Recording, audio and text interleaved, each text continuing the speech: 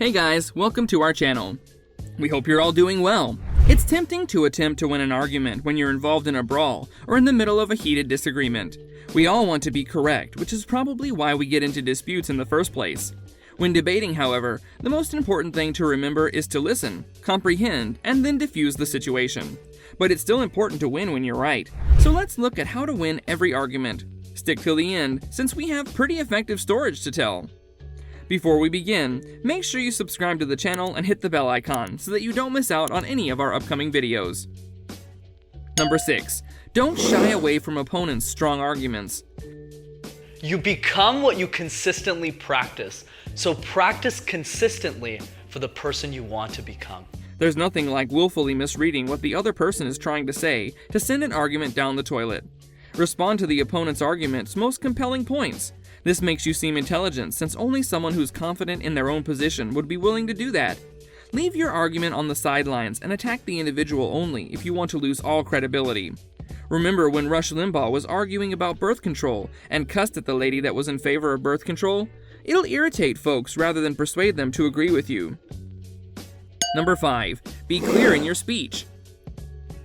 Despite what conventional discourse may imply, giving attention to your feelings is not improper. You're a human, thus giving the appearance of happy feelings or avoidance of bad emotions weight while making a choice is reasonable and appropriate.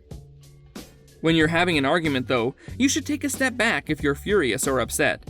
What's the source of your rage? What do you fear will happen? Exploring those sensations can help you comprehend your stance, and when you return to it, will improve your argument. Communicate what you're trying to say as plainly as possible. Your aim is to persuade the other person to view things your way, not simply to show them how brilliant you are. They won't be able to agree with you if they don't grasp what you're saying. Number 4. Research the argument on the internet. If you're disputing anything with someone, chances are it's already been discussed on the internet. By looking what other people are saying about it, you may practice crafting a stronger argument. When attempting to resolve a marital problem with your spouse, it's likewise poor form to say something like, "It worked for the Obamas."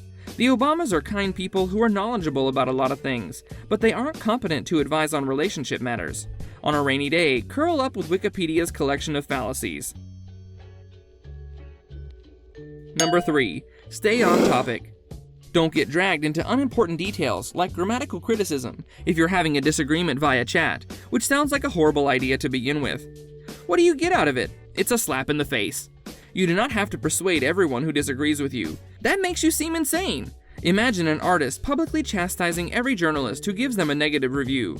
When this occurs, it's really inconvenient. Bros, up your game. Trolls do not need a response. It's easy to tell the difference between someone who's trying to get a rise out of you and someone who's trying to give you constructive criticism. Number 2. Use personal experience to help the opponent relate. Anecdotes don't make an argument more logical from a rhetorical standpoint, but they might assist someone understand why they should view things your way. My mother had heard many arguments about how homosexual people are just like everyone else, but she didn't believe it until she had a personal connection with one. There are reasons we hold the opinions we do that aren't based on logic, and personal tales may help bridge that gap. Number 1. Even if you lose, you're a winner. I have come to the conclusion that there is only one way under high heaven to get the best of an argument, and that is to avoid it. Avoid it as you would avoid rattlesnakes and earthquakes. Dale Carnegie said in his 1936 book, How to Win Friends and Influence People. This aversion to debates is widespread, but it stems from a misunderstanding of arguments that has serious implications for our personal and social life, and misses the objective of arguing entirely. If debates were conflicts, as we commonly imagine them, Carnegie would be correct. Verbal conflicts, like physical confrontations, may result in bloodshed on both sides. Even if you win, you will not be any better off. If disputes were merely contests, like tennis tournaments, your chances would be nearly as bad. Pairs of opponents knock the ball back and forth until just one winner emerges from the field of competitors. Everyone else is a loser. This is why so many attempt to avoid debates, particularly when it comes to politics and religion. These points of view on arguments also undercut logic. If you think of a discussion as a competition or combat, you can win by cheating if you don't get caught. You'll be delighted to persuade folks with weak arguments.